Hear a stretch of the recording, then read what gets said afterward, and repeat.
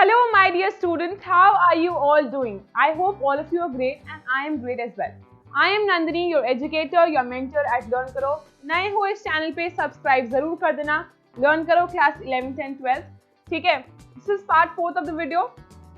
This is part 4th of the unit 2, part D, Introduction to Criminal Law. And I want to tell you कि part 4th के बाद part 5, then we'll call an end to unit 2. Unit 2 काफी लंबा खिंच गया है, ज्यादा parts हैं, ठीक है. यूनिट 2 डिवाइडेड भी है और सेक्शंस में. ई पार्ट आपके सिलेबस में कट है. We are not going to put focus upon that, ठीक है. कोई भी चीज आपको प्रॉब्लमैटिक है, कोई चीज दिक्कत कर रही है, anything that you find difficult, you can put it in the comment box. We'll chat over it, बात करेंगे उसके बारे में, लाइव भी आएंगे, समझाएंगे आपको, ठीक है. We are doing everything to make you comfortable, make you learn all the things. कोई चीज आपको डिफिकल्ट ना लगे. हमारी ऐप जरूर डाउनलोड कर लेना, उसमें सब चीजें अच्छे से मेंशन है. वीडियोस लाइंड अप हैं. यूट्यूब पे अगर दिक्कत हो रही है तो ऐप में सब कुछ लाइंड अप है, ठीक है. अच्छा लगेगा तो लाइक जरूर करके जाना. You can also dislike and tell me in the comment box dislike क्यों किया है. कुछ बच्चों की तरह ये मत लिखना कि आप पॉलिटिकल साइंस बुक 2 शुरू नहीं कर रहे हो या फिर हिस्ट्री नहीं पढ़ा रहे हो. ठीक है यार, it takes little bit of time, थोड़ा टाइम लगता है. करेंगे, वो भी शुरू करेंगे definitely. We are here only to help you. हल्के हल्के सब हो रहा है, तो हम लोग पॉलिटिकल साइंस बुक 2 भी शुरू करेंगे बहुत जल्दी. बट लाइक जरूर करके जाना, पसंद आए, ठीक है. ठीक है, let's talk about CrPC. IPC में अपने पिछले वीडियो में बता चुकी हूँ, पार्ट 3 अपलोड हो चुका है. नहीं चेक किया है अभी जाकर चेक कर देना, ठीक है. आईपीसी बहुत अच्छे से एक्सप्लेन किया है, सिंपलेस्ट है.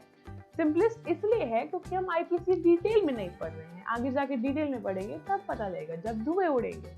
चलो ठीक है, सीआरपीसी में डरा नहीं रही हूँ, बट ठीक है यार, it's so detailed. 576 sections in IPC, if we can't learn 576 sections, at least we should know the important ones as well.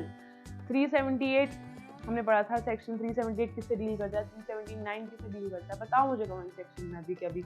चलो, सीआरपीसी 1973 ईयर याद दिलाया था, हाँ कि ना दिलाया था. पिछली वीडियो में नहीं देखा है, चेक कर सकते हो जाकर. Object of CrPC is to provide mechanism. Mechanism means a procedure, certain procedure for investigation as well as the trial. Investigation कैसे करना है, ट्रायल कैसे होगा, कौन सी जूरी बनेगी, ठीक है. इन्वेस्टिगेशन कैसे होगा, ट्रायल कैसे होगा ऑफेंडर्स का, कौन कोर्ट में जाएगा, कैसे विटनेस आएगा, ये सब चीजें किसमें मेंशन है. We are talking about mechanism. Procedure क्या है, ये किसमें मेंशन है, सीआरपीसी में मेंशन है. Code of criminal procedure act है. ये कौन सा ईयर, कौन सा 1973 है. वो 1860 है, ये है 1973, ठीक है. इसमें क्या लिखा है, it lays down the rules for the conduct, ठीक है, conduct of investigation into offences, ठीक है. ये सब हमें पता है कि कैसा मैकेनिज्म होना चाहिए, क्या क्या रूल्स होने चाहिए कोई इन्वेस्टिगेशन कंडक्ट करने के लिए.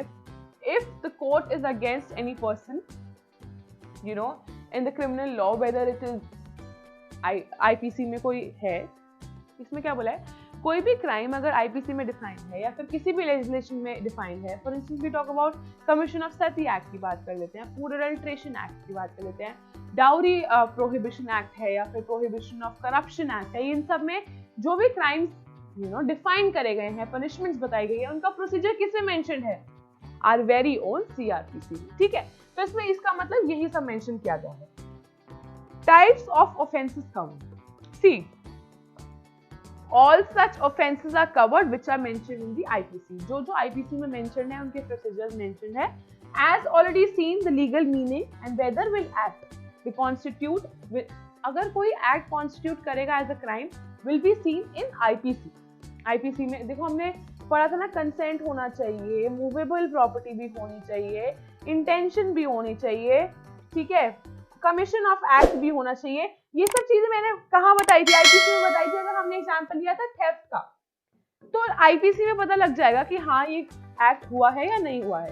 अगर वो एक्ट हुआ है तो वो कहाँ जाएगा, क्या इसका प्रोसीजर कहाँ देखा जाएगा, सीआरपीसी में देखा जाएगा. तभी we'll go forward with the investigation, inquiry and then trial होगा उसका, ठीक है. The procedure of initiating, proceeding और prosecution for a criminal offense is provided in the CRPC. How do you go about proceeding, कैसे trial procedures होंगे, कैसे prosecution होगा, इसका कौन बताता है, ये सीआरपीसी में बताता है. CRPC provides the manner and the place, ये बहुत इंपॉर्टेंट लाइन है, किस मैनर में लिया जाएगा, कहाँ लिया जाएगा, ये सब कहाँ मेंशन है, ये CRPC में मेंशन है। सबसे पहले इन्वेस्टिगेशन होगी, इंक्वायरी हो गया, फिर ट्रायल होगा ऑफेंस का। आगे पता लगेगा कि ये 3 स्टेप्स होते हैं। सबसे पहले इन्वेस्टिगेट किया जाता है, इंक्वायरी होती है, फिर ट्रायल प्रोसीजर स्टार्ट होता है। ठीक है, स्टेप्स तो हम पढ़ लेंगे। पहले हम ये पढ़ लेते हैं कि क्लासिफिकेशन ऑफ ऑफेंसेस, किस किस टाइप के ऑफेंसेस होते हैं। ठीक है, depending upon the nature and gravity. Gravity means seriousness of an offence. ठीक है, बेलेबल, नॉन बेलेबल। ठीक है, murder for instance non bailable offence है, उसमें तुम्हें ऐसे बेल नहीं मिल सकती है easily, but there are some which जिसमें बेल मिल सकती है। ठीक है, you have to put forth your point. देखो इसमें लिखा हुआ है certain minor offences. Minor offences मतलब छोटे छोटे जो ऑफेंसेस है, उसमें फॉर इंस्टेंस तुमने ट्रेसपास किया, कहीं क्रिमिनल ट्रेसपास भी होता है। अगर तुमने किसी के घर ऐसे ट्रेसपास किया तो ये बेलेबल ऑफेंस है, this is not big of an offence. But अगर तुमने मर्डर किया, किसी का रेप किया है, तो वो नॉन बेलेबल होता है। तो इसमें it is the right of the accused to obtain bail while the trial is pending. अभी ट्रायल चल रहा है बट तुम्हें बेल मिल सकती है। ठीक है, एंड देयर आर सर्टेन, अगर मर्डर तुमने किया है तो तुम्हें बिहाइंड द बार्स पुट किया गया है, ट्रायल प्रोसीजर चल रहा है, ऐसे नहीं कि तुम्हें बेल मिल सकती है, हाँ तुम घूम लो बाहर, नो, नॉट अलाउड। ठीक है, on the other hand there are more serious offences जहाँ पे बेल नहीं मिल सकती है, एंड इन सच केसेस सिर्फ कोर्ट ही डिसाइड कर सकता है कि हाँ तुम्हें बेल मिलनी चाहिए। अगर कोर्ट को लगता है कि ये इंसान मतलब इसने कोई एविडेंस है ही नहीं कि इसने कमिट किया है कोई क्राइम, तो उसे छोड़ दिया जाता है। ठीक है, but in the case of serious offences बहुत कोर्ट सोच समझ के डिसीजन देता है। ठीक है, तो कुछ में बेल मिल सकती है, कुछ में बेल नहीं मिल सकती, तो they are distinguished into 2 parts, एक तो बेलेबल होता है, एक नॉन बेलेबल ऑफेंसेस होते हैं। Talking about cognizable and non cognizable offences, certain कुछ ऑफेंसेस ऐसे होते हैं जिसमें पुलिस एकदम अरेस्ट कर लेती है without any permission from the court. ये ज्यादा सीरियस ऑफेंसेस होते हैं। कोर्ट अगर पुलिस देख ले कि इस इंसान ने मर्डर किया है, तो वो बिना कोर्ट की परमिशन के, विदाउट एनी वारंट, ठीक है वारंट बोलते हैं, विदाउट एनी अरेस्ट वारंट, वो उसको अरेस्ट कर सकता है। But in case of non cognizable cases, police has to take arrest warrant from the court के परमिशन के बिना वो अरेस्ट नहीं कर सकता है। तो ये डिफरेंस होता है। देखो इसमें लिखा हुआ, certain offences are so serious that police officer need not take permission, it can investigate and arrest, investigate करके अरेस्ट कर सकता है without obtaining a warrant from the court. Warrant की जरूरत नहीं होती, अरेस्ट वारंट की जरूरत नहीं होती है। फॉर एग्जाम्पल मर्डर का एग्जाम्पल दिया गया है, मर्डर इज सो सीरियस, पता लग गया, बताया था, तो वो अरेस्ट कर सकती है, पुलिस अरेस्ट कर सकती है without any permission from the court से कोई वारंट लेने की जरूरत नहीं है। These are called cognizable. On the other hand, criminal defamation, तुमने किसी के बारे में गलत बात बोली है, ठीक है, क्रिमिनल डेफेमेशन का केस है, ठीक है, बट इस केस में पुलिस को ऐसा नहीं है कि वो बिना परमिशन के अरेस्ट कर सकती है, no, this is not allowed, it can only arrest with the permission of the court only. Court की परमिशन लेकर ही police, before investigating and arresting, that person has to take the permission of the court, magistrate की permission लेकर ही इसको put behind the bars कर सकती है। This is the difference between cognizable and non cognizable offence.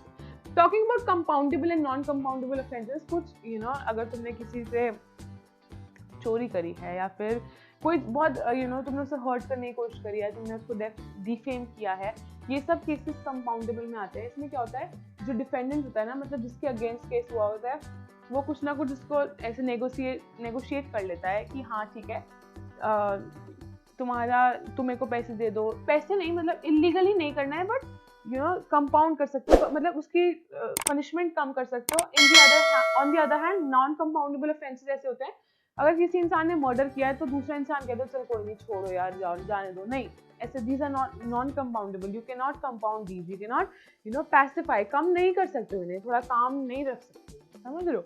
देखो इसमें लिखा होगा, in certain offences the state which conducts the prosecution and the accused, prosecution वो है जिसने केस फाइल किया है, अक्यूज्ड वो है जिसके अगेंस्ट किया है, can come to an arrangement where instead of being imprisonment the accused can pay, पैसे दे सकता है कि तुम मेरे को पैसे दे दो जो मुझे नुकसान हुआ है, and you need not go to the you will not be put behind the bars.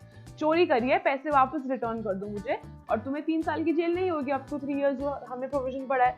These are compoundable, इन्हें कंपाउंड किया जा सकता है, इन्हें कम किया जा सकता है।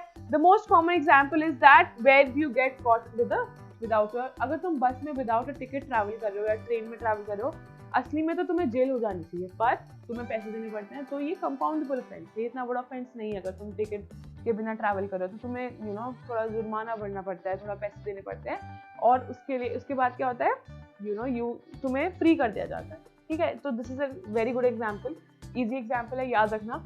In this case the officer finding you is in fact compounding मतलब कम कर रहा है, एसिफाई कर रहा है उस ऑफेंस को। Of course not all offences are compoundable, हर ऑफेंस कंपाउंडेबल नहीं है। इट वुड बी डिजायरेबल अगर मर्डरर्स को ऐसे छोड़ दिया जाता, उनसे पैसे लेकर उन्हें छोड़ दिया जाता, मजा ही ना आ जाता, बट ऐसे नहीं हो सकता, ठीक है। These are non compoundable offences, ठीक है। आगे देखते हैं, CRPC lists various offenses under IPC which are compoundable. 21 offenses compoundable है, 36 compoundable नहीं है। These can be compounded only with the permission of court, ठीक है। देखो ये लाइन बहुत इंपॉर्टेंट है, मतलब this is not in your book but I have still just written it, कि तुम्हें पता होना चाहिए।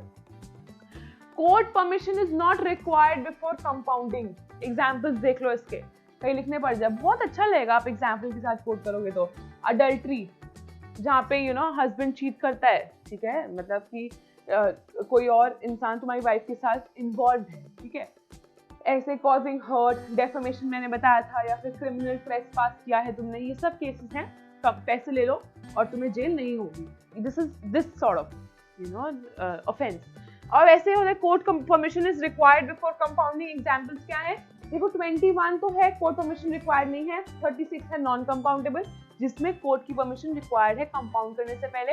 We need not know the list of this but these are some of the examples. Example पता होने चाहिए।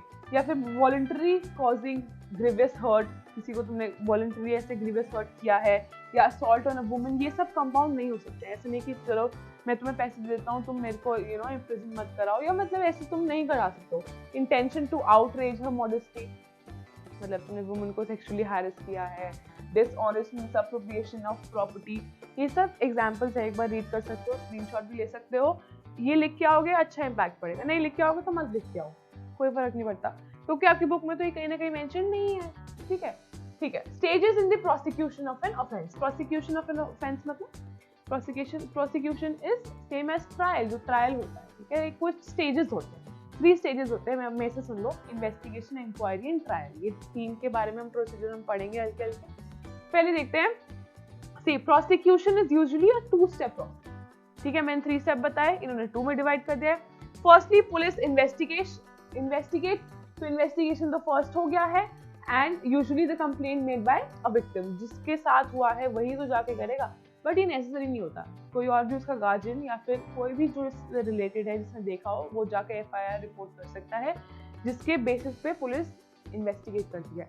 Secondly, based on the report of the police, the state prosecutes the accused at a criminal trial where the accused may be either convicted, ठीक। इसमें क्या बोला है, या तो मैं खुद जाकर 2 स्टेप प्रोसेस इसलिए बताया था, इसका आगे स्टेप्स और आएंगे। जो 3 स्टेप्स मैं बात कर रही हूँ वो अलग है, बट वैसे why is prosecution of an offence 2 step, इसमें 2 स्टेप क्यों लिखा हुआ है? या तो मेरे साथ कुछ गलत किया गया है, मेरी प्रॉपर्टी को डिसऑनेस्ट मिसअप्रोप्रिएशन किया है मेरी प्रॉपर्टी के साथ, तो मैं कंप्लेन करके आ रही हूँ, ठीक है। या तो ऐसे हो, या पुलिस को खुद पता लग जाए तो पुलिस आकर चेक करे कि हुआ क्या है, ठीक है, शोर मच जाए, कुछ भी ऐसा, पुलिस को कोई कंप्लेन कर दे, कोई और इंसान, या पुलिस को खुद पता लग जाए पुलिस वहां से पास कर रही है, ठीक है। तो ये 2 केसेस हो गए, एक तो मैं खुद जाकर FIR फाइल कर रही हूँ, एक पुलिस आके खुद रिपोर्ट कर रही है। तो प्रोसिक्यूशन 2 टाइप्स का हो गया, 2 स्टेप प्रोसेस हो गया। Firstly police investigates, secondly based on the report the state prosecutes the accused, या तो उसे छोड़ दिया जाएगा या उसे कन्विक्ट कर दिया जाएगा, मतलब या तो उसे एक्विटल मिल जाएगी, छोड़ दिया जाएगा, या उसे बिहाइंड द बार्स पुट कर दिया जाएगा, ठीक है। The very first step is investigation of the offence. Investigation कैसे है? इन्वेस्टिगेशन इज प्रीलिमिनरी मतलब सबसे फर्स्ट बेसिक स्टेप, ठीक है, conducted by the police and usually starts after the recording of FIR, first information report. सबसे पहले FIR file होती है, मैंने बताया था आपको। एनीवन, कोई भी, नॉट ओनली द विक्टिम, सिर्फ जिसके साथ हुआ है वही नहीं, कोई भी FIR फाइल कर सकता है, can notify the police about the commission of an offence, कि ये गलत हुआ गया है, ये क्राइम कमिट किया गया है, ये ऑफेंस हुआ गया है, and you should take a उसके बारे में आप you can take a detail of it कि ऐसा हुआ क्या है, और जस्टिस मिलनी चाहिए। ये सब होता है FIR के बाद। If from the FIR the officer in charge of a police station, जिसको FIR फाइल हुई है, जो ऑफिसर इन चार्ज है पुलिस स्टेशन का, उसको लगता है हाँ there is a solid evidence to this, ये जो बात बता रहा है वो ठीक है, I should go further and investigate. तो क्या होता है, if it suspects that offence has been committed, ठीक है, ऑफेंस कमिट हुआ है, there is a strong evidence to this, he or she is duty bound to investigate, उनकी duty है कि वो जाकर इन्वेस्टिगेट करे उस चीज को, and look at the circumstances of the case and if necessary take measure of the for the arrest। अगर उसको लगता है कि हाँ ऑफेंस करा है, कि कोई इंसान पकड़ा गया है, विक्टिम बता रहा है कि मेरे साथ उसने गलत किया है, और कोई एविडेंस मिल जाता है, तो पुलिस उसको अरेस्ट भी कर सकती है ऑन दिस। समझ रहे हो, ये सब किससे स्टार्ट हुआ? ये स्टार्ट हुआ FIR से। अब इन्वेस्टिगेशन के देखो कुछ ना कुछ वो भी है, प्रोसीजर भी है कि इन्वेस्टिगेशन में इन्वॉल्व क्या होता है, क्या क्या चीजें इन्वॉल्व होती है इन्वेस्टिगेशन के बाद इंक्वायरी होती है, उसके बाद ट्रायल होता है, ये 3 स्टेप प्रोसेस होता है। Investigation primarily consists of ascertaining facts and circumstances। ascertaining means obtaining facts and circumstances, क्या हुआ था, कैसे हुआ था, कब हुआ था, in the manner it is taken, क्या कौन सी जगह हुआ था, किस टाइम हुआ था, मतलब ये सब चीजें होती है इन्वेस्टिगेशन में, ठीक है। It includes all the efforts it does for the evidence. कोई एविडेंस तो हो, आज मैं आगे कह दूं कि इस इंसान ने मेरे को थप्पड़ मारा है, इस इंसान ने मेरी चोरी करी है पॉजिटिव, मतलब I am putting a lame blame on anybody, I can not do this, I should have an evidence also. कोई बात पुलिस को स्ट्रॉन्ग लगे कि हाँ ऐसा हुआ है, कैमरा में कैप्चर हो जाए, कोई भी बात, तभी जाकर, ऐसे ही तो पुलिस इन्वेस्टिगेट करती है, ठीक है। क्यों करती है? एविडेंस मिले जिससे वो रिपोर्ट बना के आगे मजिस्ट्रेट को दे दे कि हाँ ऐसे ऐसे हुआ है, जिससे कोर्ट में ट्रायल शुरू हो जाए, ठीक है। Because CRPC contains elaborate details, elaborate मतलब काफी lengthy details about the procedure to be followed in every, देखो मैंने बताया था ना, इन्वेस्टिगेशन, इंक्वायरी एंड ट्रायल, ठीक है, for every offence under IPC और एनी अदर लॉ। कोई भी चीज का इन्वेस्टिगेशन कैसे होगा, इंक्वायरी कैसे होगी, ट्रायल कैसे होगा, ये सब प्रोसीजर CRPC में दिए हुए हैं about any crime which is mentioned in either IPC और एनी अदर लेजिस्लेशन, ठीक है। It divides the procedure to be followed in 3 stages. 3 stages इनकी मैं बात कर रही थी वो ये है। 2 स्टेप प्रोसेस, प्रोसिक्यूशन होता है, जो मैंने बता दिया, या तो विक्टिम या कोई भी इंसान FIR फाइल कर रहा है, या पुलिस खुद ही आकर चेक कर रही है कि कोई ना कोई ऑफेंस कंडक्ट हुआ है, वो प्रोसिक्यूशन ऑफ एन ऑफेंस की बात हो रही थी। यहाँ पे अगर आप देखो तो इसमें बताया कि procedure to be followed for the administration of criminal justice. किसी को क्रिमिनल जस्टिस प्रोवाइड करने के लिए 3 स्टेप्स होते हैं। पहले इन्वेस्टिगेशन होती है, फिर इंक्वायरी होती है, उसके बाद उस चीज का ट्रायल लिया जाता है, ठीक है। So this is a 3 step process, ये मैंने आपको बता दिया। इन्वेस्टिगेशन की प्रोसेस क्या है? प्रोसीडिंग टू द स्पॉट, सबसे पहले वहां प्रोसीड करेगा, पहुंचेगा, ठीक है। ascertaining facts, ठीक है, इसमें लिखा होगा ascertaining facts and circumstances, हाँ ये लिखा है जो मैं बोल रही थी। वहाँ पे फैक्ट्स निकालेगा, आसपास के लोगों से पूछेगा क्या हुआ था, क्या नहीं हुआ था, सच निकालने की ट्राई करेगा, ठीक है। Then he discover and arrest suspected offender, फिर डिस्कवर करेगा कि हाँ क्या ये ऑफेंडर है सच में, लोग झूठ तो नहीं बोल रहे, ठीक है। आसपास के लोगों को पूछताछ करेगा, डिस्कवरी एंड अरेस्ट, ठीक है। फर्स्ट 3 स्टेप्स पढ़ लिया, proceeding to the stop, proceeding to the spot. Next is ascertaining facts and circumstances, then is discovery and arrest of the suspected offender। जो पता लग रहा है कि हाँ ये ऑफेंडर हो सकता है, उसका अरेस्ट कर दिया जाएगा। उसके बाद क्या होगा? उसके बाद कलेक्शन होगी एविडेंसेस की, कि कोई इंसान बोले हाँ, आई विटनेसेस जो होते हैं, ऑन लुकर्स जो होते हैं, जो आसपास खड़े होते हैं, उनको पता होता है, शॉपकीपर्स हैं आसपास, जो भी है, कोई कैमरा लगा हुआ है, उसका एविडेंस हो, ये सब एविडेंसेस कलेक्ट होते हैं। Collection of evidences relating to the commission of the offence which may consist of examination of various persons. में ही मैंने आपको बताया बहुत सारे लोगों को एग्जामिन किया जाता है, इंक्लूडिंग द अक्यूज्ड, जो अक्यूज है, जिसके जिसके अगेंस्ट केस फॉर्म हो रहा है, उससे भी बात करी जाएगी, व्हाट ही हैज टू से, and taking their statements in writing and what they से, ओरल भी हो सकता है, ये राइटिंग में भी हो सकता है, and search of the places of seizure of things. Seizure मतलब एक्वायर करना, कॉन्फिस्केट करना, considered necessary for the investigation. अगर उसे लगता है कि ये मैं ग्लव्स, मतलब किसी ने मारा है, कोई चाकू लग गया है, तो वो ग्लव्स इंपॉर्टेंट हो सकते हैं, फिंगरप्रिंट्स पता लग जाएंगे उससे, बहुत चीजें लैब, फोरेंसिक लैब में जाती है, सब चीज़ों का इन्वेस्टिगेशन होता है, तो something that is considered necessary, तो ये सब एविडेंसेस कलेक्ट होंगे, फिर एक ओपिनियन बनाया जाएगा based on this, formation of opinion, ठीक है, as to whether on the basis of these evidences is this concrete, क्या ये सही है, ठीक है। Then investigation ends in a report to the magistrate, ये रिपोर्ट बनाई जाती है, पुलिस बनाती है, इन्वेस्टिगेशन यही खत्म हो जाता है, पुलिस एक रिपोर्ट बना के भेजती है मैजिस्ट्रेट को कि हाँ ये सब हुआ था, और पुलिस को अगर लगता है कि ये सब नहीं हुआ था, कि वो वहीं के वहीं खत्म कर सकती है इसको, रिपोर्ट में लिख सकती है that no concrete evidence has been found, ठीक है।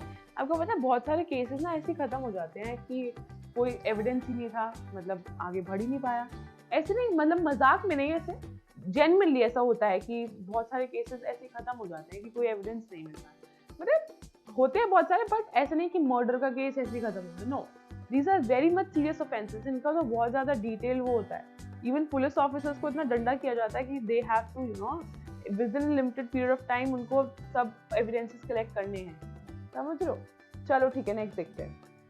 Talking about this, what happens if the police refuses, अगर पुलिस मना कर दे कि मैं एफआईआर नहीं फाइल करूंगा या मुझे ठीक नहीं लग रहा जो तुम बता रहे हो, let's not talk about it, तुम गलत बोल रहे हो, झूठ बोल रहे हो, तो तुम क्या कर सकते हो, you can directly go to the magistrate. अब बोलो कि मैजिस्ट्रेट क्या है, magistrate is judicial magistrate, magistrate is working you know below district court, district and session court.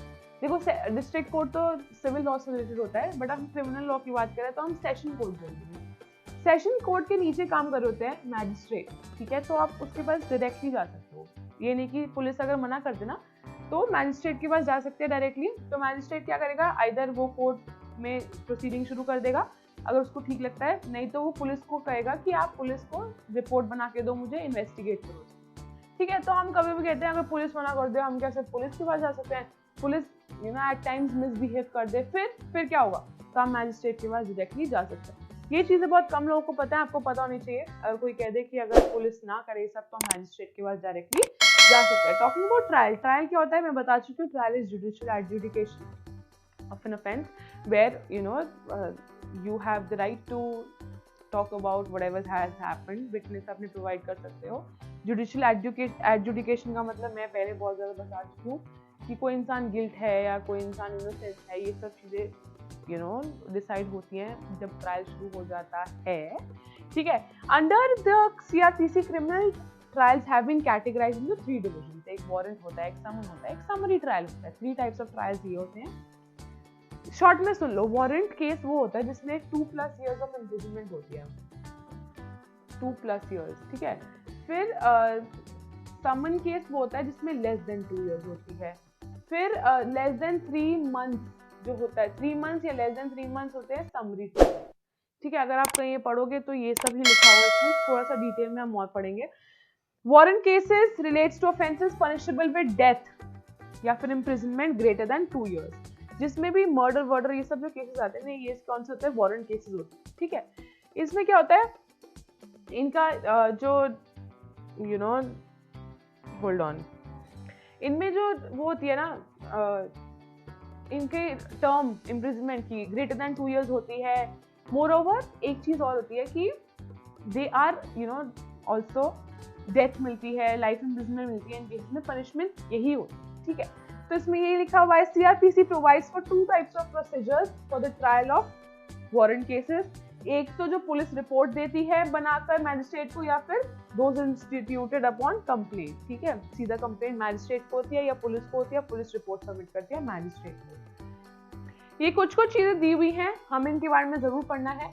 Magistrate में discharge the accused upon consideration of the police report, police report receive करने के बाद उसे लगता है कि ये सही रिपोर्ट में कुछ है तो नहीं, जो इस इंसान ने ऑफेंस क्रिएट किया है फाइन दे दो, खत्म करो, क्योंकि जो तुमने किया है इज नॉट यू नो, इसको ट्रायल करने की, इसकी ट्रायल की जरूरत नहीं, ठीक है। मैजिस्ट्रेट के ऊपर होता है, मैजिस्ट्रेट में डिस्चार्ज मतलब फ्री कर सकते हैं, ठीक है। The magistrate need not here the prosecution और रिकॉर्ड फर्दर एविडेंस, वो वहीं खत्म हो गया, कोई फर्दर एविडेंस नहीं बताना चाहता, वो प्रोसिक्यूशन को नहीं सुनना चाहता, जिसने भी केस फाइल किया है वो सुनना ही नहीं चाहता, ही वांट्स टू डिस्चार्ज। क्यों? क्योंकि facts of the report are such, report ऐसे ही है कि हाँ कुछ हुआ ही नहीं है, ठीक है। In respect of the cases instituted otherwise than on police report, then अगर पुलिस रिपोर्ट के थ्रू नहीं आया तो इसका मतलब कहाँ से आया? मैजिस्ट्रेट के पास डायरेक्टली आया है। Magistrate is bound to hear, उसको सुनना पड़ेगा। It is bound, it is duty bound to hear the prosecution and record evidence. It is duty bound to record evidence in that case, जब directly magistrate के पास आ रहा है, in case उसके पास police report से नहीं आ रहा है, ठीक है। If there is no case made out, accuse is discharge. अगर कोई केस नहीं बनता है, अक्यूज को डिस्चार्ज किया जाता है, उसे फ्री कर दिया जाता है। In both cases if the accuse is not discharge, the magistrate holds a regular trial after the framing of the charge. सबसे पहला स्टेप ही होता है, चार्ज को फ्रेम किया जाता है या नोटिस दिया जाता है, उसके बाद से ही ट्रायल शुरू होता है, ठीक है। तो अक्यूज अगर डिस्चार्ज नहीं होता है, उसे फ्री नहीं किया जाता, इसका मतलब उसने कोई क्राइम कमिट किया है, सॉलिड क्राइम है, एविडेंसेस हैं उसके, ट्रायल शुरू करो, ठीक है। समझ रहे हो? एक रेगुलर ट्रायल शुरू होता है फ्रेमिंग ऑफ चार्जेस के बाद। ऐसे नहीं कहते मैजिस्ट्रेट क्या करता है, वैसे तो पुलिस ही लगा के देती है, तो कि सेक्शन 378 लगा दीजिए, 379 थेफ्ट किया है, ये किया है, he try to sexually harass also, मतलब बहुत सारे सेक्शन जो उसने क्राइम्स कमिट किए हैं वो सेक्शन उसके ऊपर लग जाते हैं। ये सब सेक्शन आईपीसी के लगते हैं, ठीक है। चलो, इन respect of offences punishable with death, life imprisonment, ये सब कौन से होते हैं? वारंट केसेस होते हैं। एक्सीडिंग 7 years, कोई भी imprisonment exceeding 7 years, the trial is conducted in the session court after being committed or forwarded to the court by the magistrate। अगर कोई भी क्रिमिनल ऑफेंस है तो वो तो सेशंस कोर्ट में लड़ा जाएगा ना, सेशंस जज भी तो लड़ेगा। हाँ, क्यों? क्योंकि डिस्ट्रिक्ट कोर्ट तो हमें पता है सिविल लॉ के लिए होता है, तो क्रिमिनल लॉ के लिए क्या होता है? सेशन कोर्ट होता है। तो सेशन कोर्ट में मैजिस्ट्रेट फॉरवर्ड कर देता है उसको, ठीक है, फ्रेमिंग ऑफ चार्जेस के बाद, ठीक है। समन केस कौन सा होता है? Case relating that is not a warrant case. जो वारंट केस नहीं है वो समन केस है। समन केस कौन सा होता है? जो लेस देन 2 years लिखा हुआ, cases relating to offences punishable with imprisonment of less than 2 years। In respect of summon cases there is no need to frame a charge. एक सिर्फ नोटिस दिया जाता है, चार्जेस नहीं लगते उसमें, ठीक है। एक नोटिस दिया जाता है, उसमें बुलाया जाता है, what is called notice to the accused when the person appears मतलब बुलाया जाता है before the court। यही मैंने बताया ना, the court has the power to convert a summon case into a warrant case। Summon case को वारंट केस में कन्वर्ट किया जाता है after looking at the facts of the report, या फिर क्या क्या एविडेंस, उसके बेसिस पे समन केस को वारंट केस में बदला जा सकता है। If the magistrate thinks that it is in the interest of the justice, अगर उसको लगता है कि हाँ ये काफी सीवियर केस है, तो उसको सिवियरिटी है इस केस लॉ में, तो उसको आगे बढ़ाया जाता है, इसको एक वारंट केस में कन्वर्ट कर दिया जाता है। Moving further, the CRPC also provides that certain petty offences, जो बहुत सारे ऐसे offences होते हैं जो कि सिर्फ समरी ट्रायल में ही खत्म करने पड़ते हैं, ठीक है। वो इतने छोटे छोटे मैटर्स होते हैं जो और ज्यादा आगे नहीं बढ़ाया जा सकता है, ठीक है। उनको समरी ट्रायल में हम लोग परफॉर्म करते हैं। In summary trial no sentence of imprisonment more than 3 months। Maximum कितना हो सकता है? Only 3 months are maximum जिसकी imprisonment मिल सकती है। If we talk about summary trial, all right, it can be passed in any conviction। Conviction मतलब जहाँ पे accused को अंदर ले लिया जाता है। And usually in such cases a special summon मतलब किसी चीज को बुलाना, ठीक है, किसी wrong doer को, जो गलत है इंसान, उसको बुलाना। Summon is sent to the offender जिसने crime commit किया है, ठीक है। See, summon wrong doer word हम सिर्फ torts में यूज करते हैं। I am wrong, I have used the word wrong doer। Here कौन है? जिसने crime commit किया है, ठीक है। Offender is sent to the offender, summon send किया जाता है offender को, requiring him to either attend the court, या तो आप आकर कोर्ट अटेंड करिए, अपनी बात रखिए, नहीं तो क्या होगा आपको, and defend himself, अपने आप को डिफेंड करो, एंड और एडमिट गिल्टी, या कोर्ट में आकर अपने आप को डिफेंड करो या कहो कि हाँ ठीक है मेरी गलती थी, I admit this, and pay a fine, या फिर एंड मतलब और नहीं, and pay a fine by a post, या तो अगर तुम फाइन दे दो या कोर्ट में आकर अपनी गलती को मानो या फिर अपने आप को डिफेंड करो। And if the amount involved of the penalty is less than 200, then ऐसे कोई तुम आकर डिफेंड नहीं कर सकते हो अपने आप को। 200 रुपए से कम का फाइन आपको देना पड़ेगा, और 200 रुपए से ज्यादा का अगर फाइन है तब आप ये कर सकते हो, ठीक है। If it is greater than 200 then you can defend yourself, ठीक है। If a fine of 200 or less is imposed in such trials, accused has no right to appeal. यही मैंने बताया, the accused has no right to appeal if the amount involved is less than 200. ठीक है, ये बात समझ आई? ठीक है. The common features, कुछ common features हैं जो कि 3 trials में commonly procedure use होता है. देखो इसमें यही लिखा हुआ. The common features in all the aforementioned trials may be roughly broken into the following distinct stages. सबके distinct stages हैं, सबके common ही है. ठीक है. First क्या होता है? Framing of charge और notice. या तो notice भेजा जाता है या frame किया जाता है charge, depending upon what type of a trial it is. ठीक है. This is the beginning of a trial. The very first step is framing of a charge. ठीक है. At this stage, the judge is required to weigh the evidence. वो evidences weigh करता है. See, gathered by the police. If police is unable to gather any of the evidences, हम लोग बहुत बार देखते हैं कि the case gets dissolved. Why? Because there are no evidences available. कोई evidence अगर available नहीं होता तो case वहीं का वहीं खत्म हो जाता है. ठीक है. So the judge is required to weigh the evidences. जो पुलिस ने evidences दिए उनको weigh करता है during the investigation to ascertain. Investigation की जाती है judge के द्वारा and then it has to ascertain means take out whether or not prima facie मतलब on the very first face of it. पहली नजर में, पहले ही लुक में, पहले ही देखने के बाद investigation में देखा जाता है The case against the accused has been made out. Whether or not accused ने ये काम किया है या नहीं किया है. Prima facie means on the face of it, on the face of the record. का मतलब यही होता है prima facie. The first instance में क्या हो रहा है, क्या accused ने ये काम किया है, नहीं किया है. This is done with the help of the evidences. इन्हीं evidences के basis पे क्या होता है, charge किया जाता है, charge या फिर notice, दिया जाता है. ठीक है. फिर in case the material placed before the court is sufficient, अगर जो कोर्ट के सामने रखा गया है वो sufficient है, the court frames the charges and proceeds with the trial. Trial की प्रोसीडिंग तभी होती है, सबसे पहले framing of charge होता है या फिर taking of notice या फिर ascending of notice बोल सकते हैं. In case of, देखो यहाँ लिखा होगा, देखो अगर material place हो रखा है is found solid, is found sufficient, then the trial begins. तो फर्स्ट स्टेप क्या हुआ, फ्रेमिंग ऑफ चार्ज या फिर नोटिस के लिए हुआ या फिर नोटिस सेंड करना. In case of warrant cases जो होते हैं इनके लिए हम लोग taking of framing of charge बोलते हैं and notice in case of summon cases. ठीक है. If on the contrary the जज कंसिडर्स द मटेरियल इनसफिशिएंट, अगर मटेरियल इनसफिशिएंट है तो क्या होता है, proceeding against the accused the जज डिस्चार्जेस द अक्यूज्ड. जज कहता है बाय बाय टाटा जाइए आप. ठीक है. डिस्चार्ज का मतलब यही होता है, ट्रायल अभी शुरू नहीं है उससे पहले ही छोड़ दिया. This is what is called discharge. और एक्विटल और डिस्चार्ज में ये फर्क होता है. एक्विटल तब होता है जब प्रोसीडिंग स्टार्ट हो चुकी है, उसके बाद पता लगा है कि accused is not the man who has conducted the wrong, उसने कुछ गलत नहीं किया, उसने कुछ क्राइम नहीं किया, is not the offender, therefore he will be left away. उसको छोड़ दिया जाएगा, ही विल बी, उनको एक्विटल दे दिया जाएगा. ठीक है. And records reasons for not doing, reason वो मेंशन करता है कि अगर तुम्हें डिस्चार्ज कर दिया गया है, व्हाट ग्राउंड, व्हाट एविडेंसेस, ऐसे क्या रिकॉर्ड्स हैं जिसके बेसिस पे तुम्हें छोड़ दिया गया है. The charge is read over, charge को रीड किया जाता है, एक्सप्लेन भी किया जाता है to the accused who may plead guilty or not guilty. वो बता सकता है मैं गिल्टी हूँ या मैं गिल्टी नहीं हूँ. If the accused pleads guilty, judges shall record the plea and make a decision.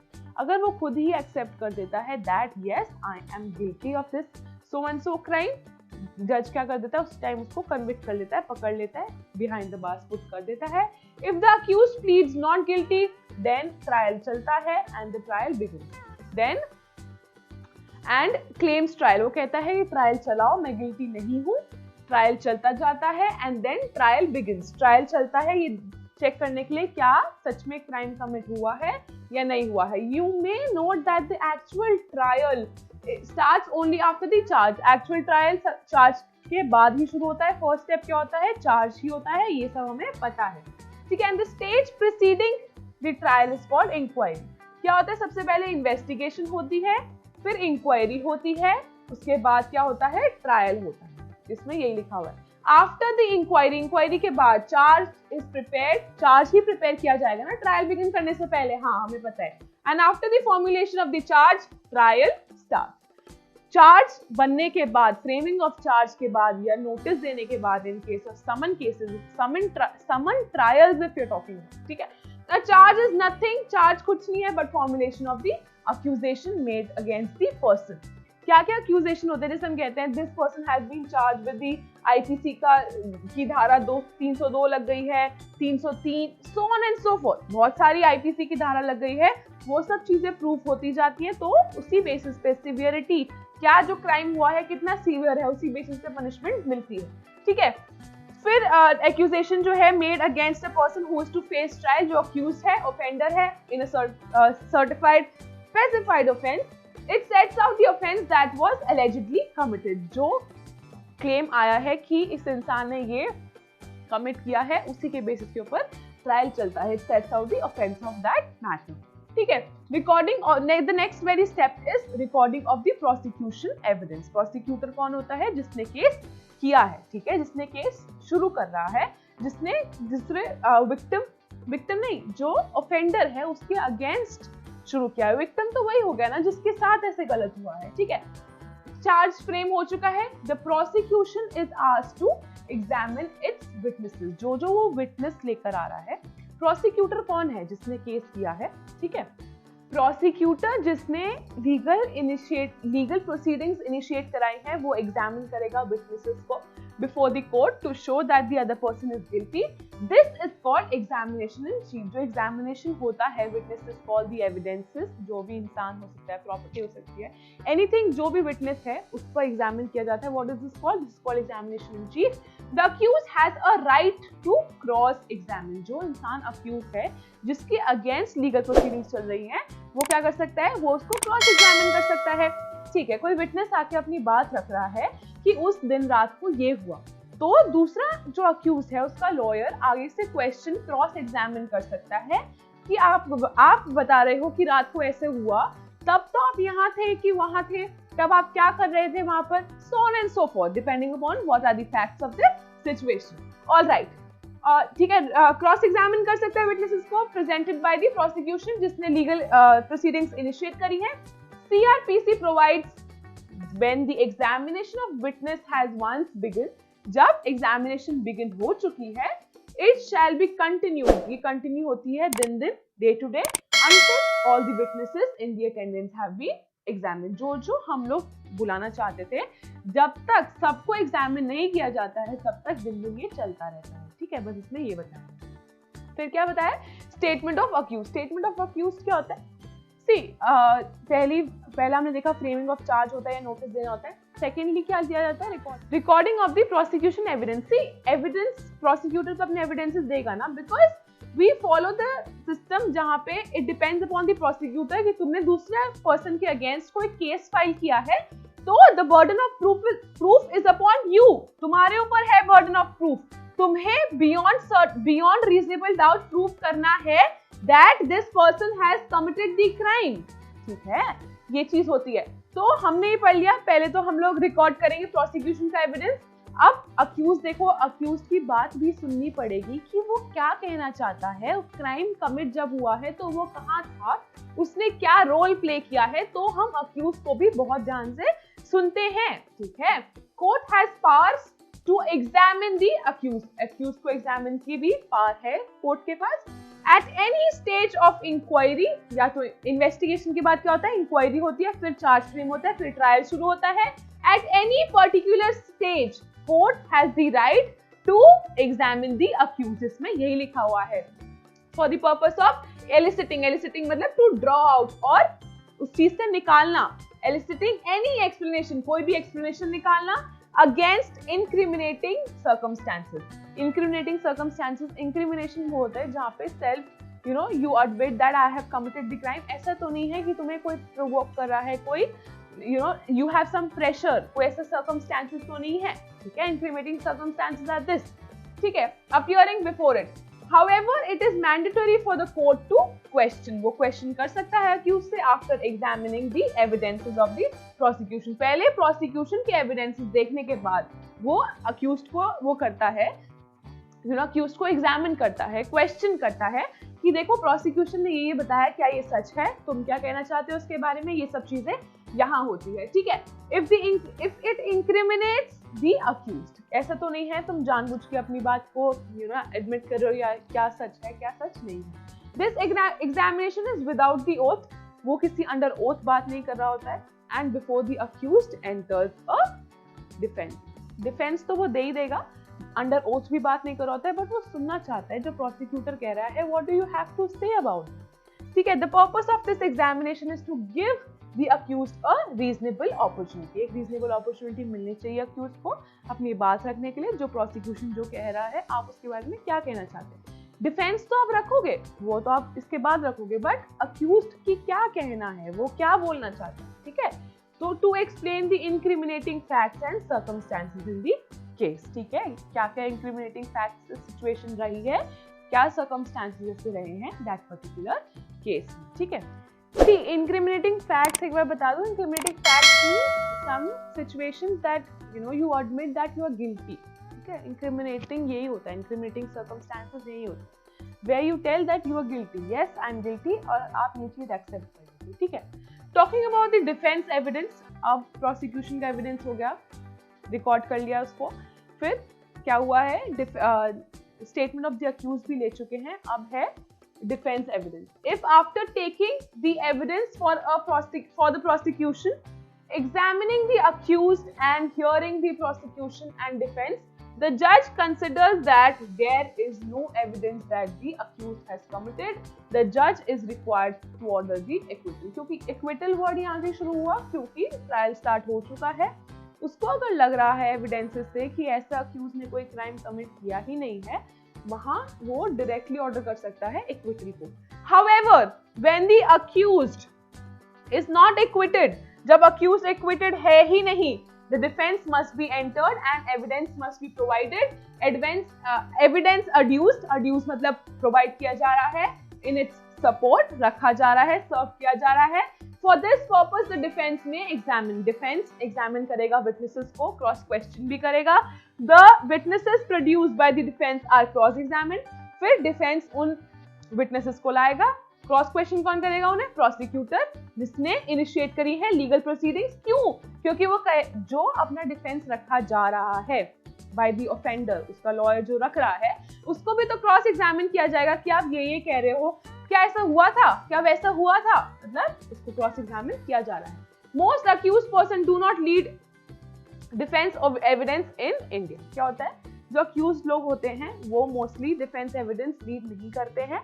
One of the major reason क्या है, reasons for this is that in India the burden is cast on the prosecutor। मैंने आपको बताया था prosecution के ऊपर सारा burden होता है, ठीक है, तो सारा burden ही prosecutor के ऊपर होता है, prosecution के ऊपर ही जिसने initiate करी है, तुम ही prove करो that this person is guilty, ठीक है। And the offense and the degree of proof required is proof beyond reasonable doubt।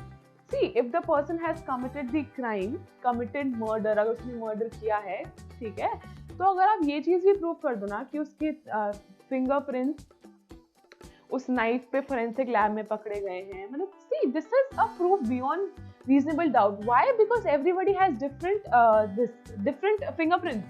अगर सेम फिंगरप्रिंट्स पकड़े जा रहे हैं तो उस इंसान ने नाइफ से कत्ल किया है, मर्डर किया है उस इंसान का।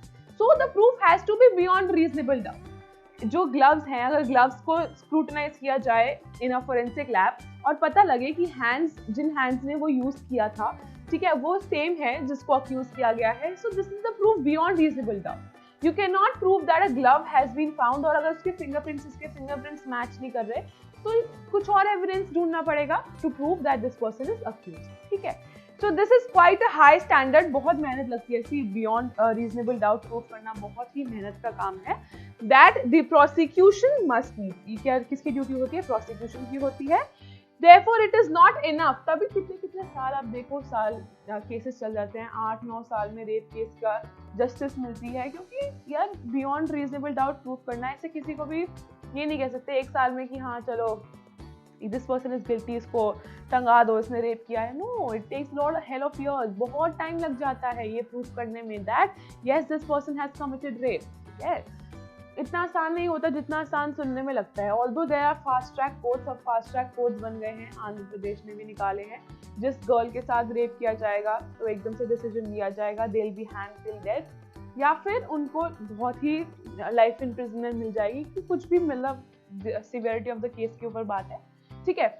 द जज must be convinced beyond reasonable doubt that the accused who had committed the offence, that in fact सच में ही अक्यूज ने वो ऑफेंस कमिट किया है।